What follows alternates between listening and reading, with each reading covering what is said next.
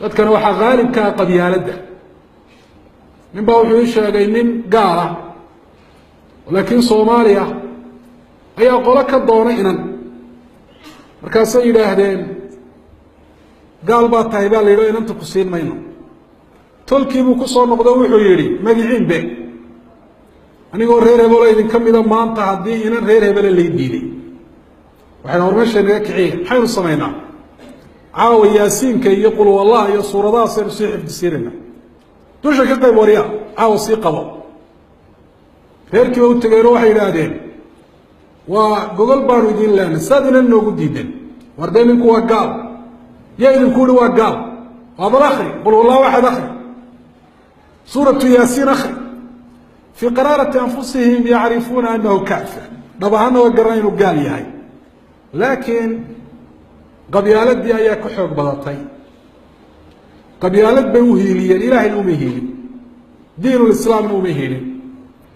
ضدك مسلمين ولا لا ولا هاي كان كحيقي لمسلم كاحيقي إنهم المؤمنون يا إخوة المسلم أخو المسلم وما نحريصا ودبكي سوق ما نحريصا وحاصودا وحكين بترتو لا الكوين قبيالته فاتقوا الله يا عباد الله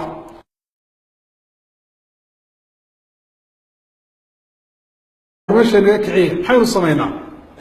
عاو ياسين كي يقول والله يا صورة سير حفدسيرنا توشا كقيب وريا عاو سي قبا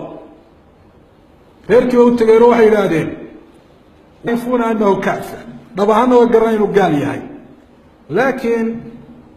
قبيالات دي أيها كحوك بلطي قبيالات بوهيلية إله الأمهيلي وقل بانو دين لنا سادنا نوغو ديدن وردينكو وقال يا إذن كوري وقال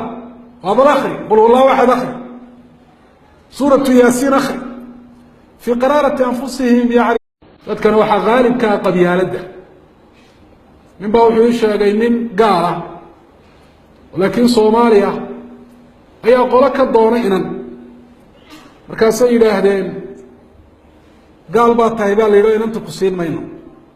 tolkiibu ku soo noqdo wuxuu yiri magiciin be anigoo reer hebel idin kamida maanta hadii inan reer hebel la diiday waxaan